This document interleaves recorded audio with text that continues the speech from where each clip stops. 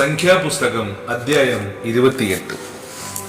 യഹോവ പിന്നെയും മോശയോട് അരുളി ചെയ്തത്, എനിക്ക് സൗരഭ്യവാസനയായ ദഹനയാഗങ്ങൾക്കുള്ള എന്റെ ഭോജനമായ വഴിപാട് തക്ക സമയത്ത് എനിക്ക് അർപ്പിക്കേണ്ടതിന് ജാഗ്രതയായിരിക്കാൻ ഇസ്രായേൽ മക്കളോട് കൽപ്പിക്കണം.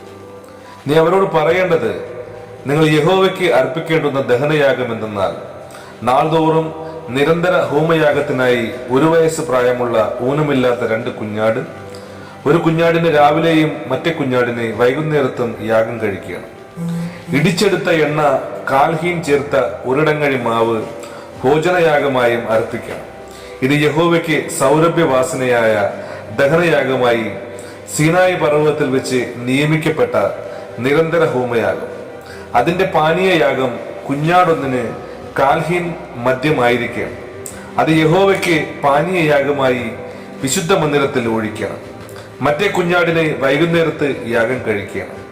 അതിനെ രാവിലത്തെ ഭോജനയാഗവും അതിന്റെ പാനീയയാഗവും പോലെ യഹോവയ്ക്ക് സൗരഭ്യവാസനയായ ദഹനയാഗമായി അർപ്പിക്കണം.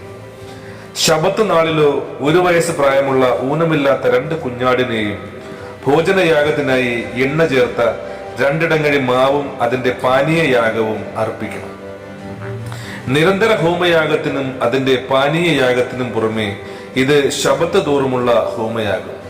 നിങ്ങളുടെ മാസാരംഭങ്ങളിൽ നിങ്ങൾ യഹോവയ്ക്ക് ഹോമയാഗത്തിനായി 2 കാളക്കിടാവിനെയും 1 ആട്ടുകൊറ്റനെയും 1 വയസ്സ് പ്രായമുള്ള ഊനമില്ലാത്ത 7 കുഞ്ഞാടിനെയും കാള ഒന്നിന് ഭോജനയാഗമായി എണ്ണ ചേർത്ത 3 ഇടങ്ങഴി മാവും ആട്ടുകൊറ്റന് ഭോജനയാഗമായി എണ്ണ ചേർത്ത 2 ഇടങ്ങഴി മാവും കുഞ്ഞാടൊന്നിന് ഭോജനയാഗമായി എണ്ണ ചേർത്ത 1 ഇടങ്ങഴി മാവും അർപ്പിക്കണം.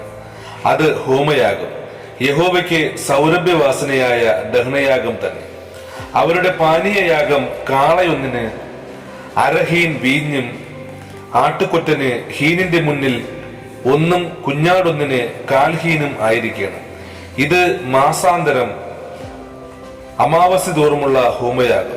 നിരന്തര ഹോമയാഗത്തിനും അതിന്റെ പാനീയയാഗത്തിനും പുറമെ പാപയാഗമായി യഹോവയ്ക്ക് 1 കോലാട്ടുകൊറ്റനെയും അർപ്പിക്കണം. 1-ാം മാസം 14-ാം തീയതി യഹോവയുടെ പെസഹ ആകുന്നു. ആ മാസം 15-ാം തീയതി പെരുന്നാൾ ആയിരിക്കണം. 7 ദിവസം പുളിപ്പില്ലാത്ത അപ്പം തിന്നണം. 1-ാം ദിവസം വിശുദ്ധ സഭായോഗം കൂടണം. അന്ന് സാമാന്യ വേലയൊന്നും ചെയ്യരുത്.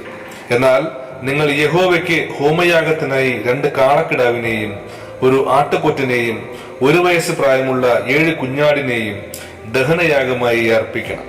അവ ഊനമില്ലാത്തവ ആയിരിക്കണം.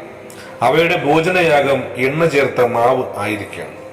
കാള ഒന്നിന് 3 ഇടങ്ങഴിയും ആട്ടുകൊറ്റന് 2 ഇടങ്ങഴിയും 7 കുഞ്ഞാട്ടിൽ ഓരോന്നിന് ഓരോ ഇടങ്ങഴിയും അർപ്പിക്കണം. നിങ്ങൾക്ക് വേണ്ടി പ്രായശ്ചിത്തം കഴിപ്പാൻ പാപയാഗത്തിനായി 1 കോലാട്ടിനെയും അർപ്പിക്കണം.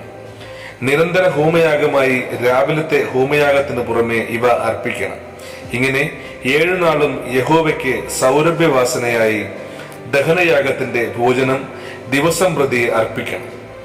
നിരന്തര ഹോമയാഗത്തിനും അതിന്റെ പാനീയയാഗത്തിനും പുറമെ ഇത് അർപ്പിക്കണം. 7-ാം ദിവസം വിശുദ്ധ സഭായോഗം കൂടണം. അന്ന് സാമാന്യ വേലയൊന്നും ചെയ്യരുത്. വാരോത്സവമായ ആദ്യ ഫല ദിവസത്തിൽ പുതിയ ധാന്യം കൊണ്ട് 1 ഭോജനയാഗം കൊണ്ടുവരുമ്പോഴും വിശുദ്ധ സഭായോഗം കൂടണം.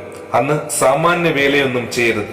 എന്നാൽ നിങ്ങൾ യഹോവയ്ക്ക് സൗരഭ്യവാസനയായ ഹോമയാഗത്തിനായി 2 കാളക്കിടാവിനെയും 1 ആട്ടുകൊറ്റനെയും 1 വയസ്സ് പ്രായമുള്ള 7 കുഞ്ഞാടിനെയും അർപ്പിക്കണം.